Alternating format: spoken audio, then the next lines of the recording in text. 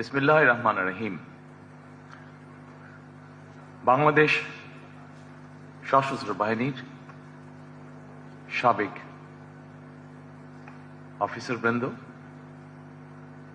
পরিবারবৃন্দ, সম্মানিত সকল উপস্থিতিবৃন্দ, বিডিআর শহীদ পরিবারের সদস্যবৃন্দ এবং সাংবাদিক ভাইরা সহ সম্মানিত সভাপতি, আসসালামু আলাইকুম। প্রথমে আমি আমার এবং আমার স্ত্রীর পক্ষ থেকে আজকের এই অনুষ্ঠানটি যারা আয়োজন করেছেন তাদেরকে আন্তরিকভাবে ধন্যবাদ জানাচ্ছি। আপনাদের সঙ্গে মত বিনিময় সভায় আমি এবং আমার স্ত্রী সত্যিকার অর্থেই কিছুটা স্মৃতিকাতর হয়ে পড়ি বা পড়ছি। বরাবরই সেনাবাহিনী বা সশস্ত্র বাহিনীকে আমার কাছে আমার একটি বৃহত্তর পরিবার বলেই মনে হয় বা আমরা মনে করি। এর কারণ হয়তো সেনাবাসী আমার এবং আমার পরিবারের বেড়ে ওঠা। আমার অনেক ছোটবেলায় বাবাকে হারিয়েছি আমরা, তবে বড় হয়ে দেখেছি সেনাবাহিনীর প্রতি আমার মা মরহুম খালেদা জিয়াও এক ধরনের নির্ভরতা ছিল, তার সম্মান ছিল। আমার মরহুম মা সবসময় মনে করতেন দেশের স্বাধীনতা সার্বভৌমত্বের জন্য বাংলাদেশের অবশ্যই একটি শক্তিশালী সেনাবাহিনী থাকা দরকার। সন্তান হিসেবে আমি যেমন আমার পিতাকে নিয়ে গর্ব করি, আমি বিশ্বাস করি একজন সেনা কর্মকর্তা হিসাবে বাংলাদেশের স্বাধীনতার ঘোষণা দিয়ে সেনাবাহিনীকেও তিনি করেছিলেন গর্বিত। বাংলাদেশের স্বাধীনতা প্রিয় গণতান্ত্রিক আমি জনগণের কাছে স্বাধীনতার ঘোষক শহীদ জিয়া একজন বীর মুক্তিযোদ্ধা। শহীদ জিয়াকে নিয়ে দেশের গণতান্ত্রিক আমি জনগণ যেমন গর্বিত, আমি দৃঢ়ভাবে বিশ্বাস করি, আমাদের পরিবার দৃঢ়ভাবে বিশ্বাস করে, ঠিক একইভাবে বাংলাদেশের সশস্ত্র বাহিনীও তেমনই গর্বিত।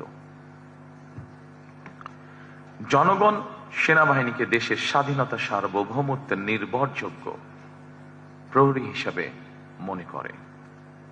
সেনাবাহিনীকে ভিন্ন কাজে সংযুক্ত করা হলে সেনাবাহিনীর মূল উদ্দেশ্য ব্যাহত হয় বলে আমি মনে করি।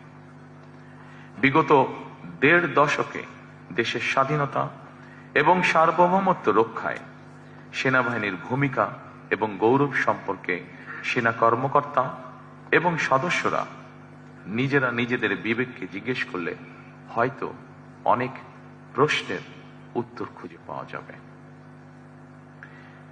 দেশ ফ্যাসিবাদ আর তাবেদারের অপশক্তির কবলে পড়ার পর শুধু গণতন্ত্র এবং মানুষের স্বাধীনতাই ভুলুণ্ঠিত হয়নি,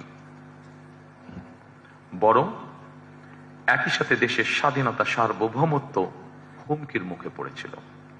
এমনকি ২০০৯ সালের ফেব্রুয়ারি মাসে বিডিআর পিলখানায় পরিকল্পিত সেনা হত্যাযজ্ঞের পরও এমন নির্মম হত্যাযজ্ঞের দিনটি খোদ সেনাবাহিনীও যথাযথ গুরুত্বের সঙ্গে পালন করতে পারেনি অথবা পালন করতে দেওয়া হয়নি তাদেরকে। সেনাবাহিনীর হারানো গৌরব ফিরিয়ে দেওয়া হবে। উপস্থিত সম্মানিত উপস্থিতিবৃন্দ, সেনাবাহিনীর হারানো গৌরব ফিরিয়ে দেওয়া হবে, আমি এ ধরনের কথা বলতে চাই না, বরং গৌরব ফিরিয়ে দেওয়া যায়, গৌরব অর্জনের বিষয়, ধারণ করার বিষয়।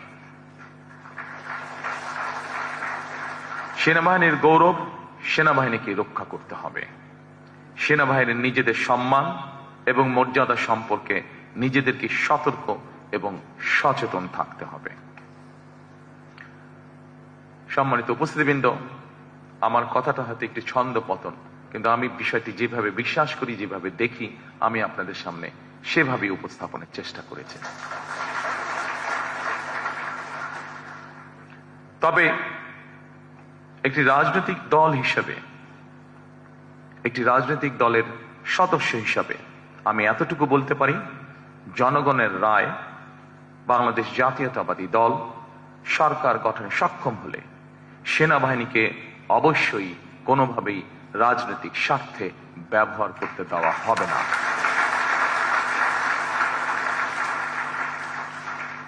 সেনাবাহিনীর গৌরব ভুলুণ্ঠিত হয় এমন কিছু বিএনপি অতীতেও করেনি, বর্তমানেও না, এবং ইনশাল্লাহ ভবিষ্যতেও বিএনপি করবে না। কারণ বিএনপি সবসময় বাংলাদেশের পক্ষের দল। বিএনপি সবসময় বাংলাদেশের স্বাধীনতা, সার্বভৌমত্বের পক্ষের শক্তি।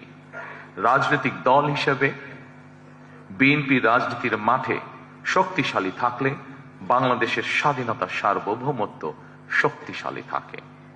সেনাবাহিনীর গৌরব এবং মর্যাদাও ইনশাল্লাহ অক্ষুণ্ণ থাকে। সেনাবাহিনী অবশ্যই রাজনীতি সম্পর্কে সচেতন থাকবে, তবে রাজনীতিতে বিলীন হয়ে যাওয়া অবশ্যই উচিত হবে না।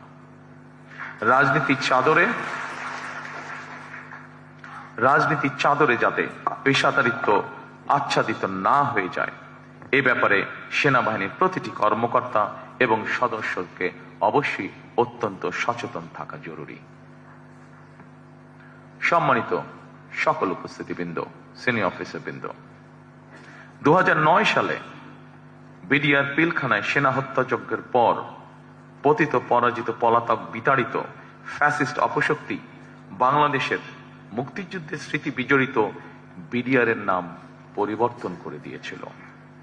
এমনকি তাদের ইউনিফর্ম পর্যন্ত পরিবর্তন করে ফেলা হয়েছে।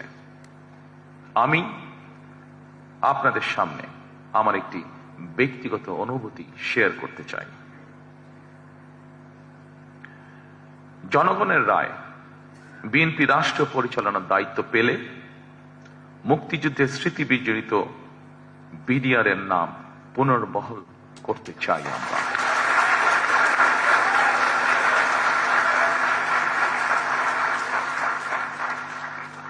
ভবিষ্যতে যাতে কখনোই এই ধরনের ঘটনা না ঘটে, সেই লক্ষ্যে সেনাবাহিনীর সঙ্গে আলোচনা করে বিডিআর পিলখানা সেনা হত্যাযজ্ঞের দিবসটিকে শহীদ সেনা দিবস অথবা সেনা হত্যাযজ্ঞ দিবস অথবা জাতীয় শোক দিবস হিসেবে ঘোষণা করার পরিকল্পনা আমাদের রয়েছে।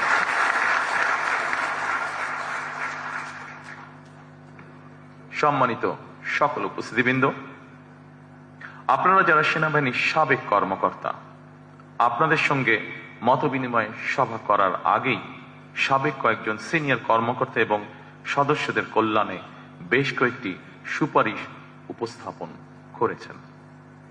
জাতীয় নিরাপত্তা পরিষদ গঠন, সেনা আইনের কিছু কিছু বিধিমালার পরিমার্জন কিংবা সংস্কার সহ এইসব সুপারিশমালাগুলি অবশ্যই গুরুত্বপূর্ণ বলে আমি ব্যক্তিগতভাবে মনে করি।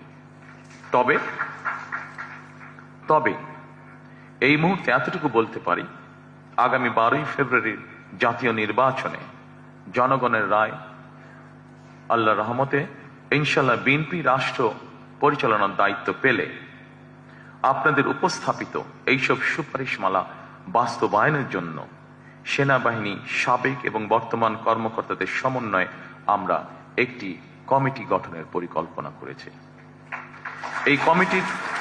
এই কমিটির সুপারিশ অনুযায়ী দাবি দেওয়াগুলি পরীক্ষা নিরীক্ষা করে প্রতিটি সুপারিশ পর্যায়ক্রমে ইনশাল্লাহ আমাদের বাস্তবায়নের ইচ্ছা আছে। পরিশেষে আমি হয়তো সকল কথা এতক্ষণ পর্যন্ত যেগুলো বলেছি, সেই কথাগুলোর মধ্যে হয়তো অনেকেই আশ্বস্ত হতে পারেননি, কিছু কথা হয়তো রেখে দিয়েছেন। তবে পরিশেষে সেনাবাহিনীর সাবেক কর্মকর্তা এবং সদস্যদের একটি দাবি ছিল, 1 rank 1 pay নীতি। আমি আপনাদেরকে অত্যন্ত আনন্দের সঙ্গে জানাতে চাই যে ইতিমধ্যেই আমরা আমাদের দলীয় ম্যানিফেস্টোতে ওয়ান র্যাঙ্ক ওয়ান পে অন্তর্ভুক্ত করে নিয়েছি এবং এটি আমরা বাস্তবায়নের ঘোষণা এরই মধ্যে জাতির সামনে উপস্থাপন করেছি। ইনশাল্লাহ বিএনপি সরকার গঠন করলে পরে 12 তারিখে নির্বাচনে এটি আমরা যত দ্রুততার সঙ্গে সম্ভব বাস্তবায়ন করব আমরা ইনশাল্লাহ। পরিশেষে সকল উপস্থিতিবৃন্দ, আপনাদেরকে আন্তরিক ধন্যবাদ আবারও জানাতে এসেছি আমাকে এবং আমার স্ত্রীকে আজকে এই সুন্দর অনুষ্ঠানে আমন্ত্রণ জানানোর জন্য। সকলে ভালো থাকবেন ইনশাল্লাহ, সকলে সুস্থ থাকবেন ইনশাল্লাহ। আসুন আমরা চেষ্টা করি আমাদের প্রত্যাশিত একটি সুন্দর নিরাপদ বাংলাদেশ যাতে আমরা গড়ে তুলতে পারি। ধন্যবাদ সকলকে। আসসালামু আলাইকুম।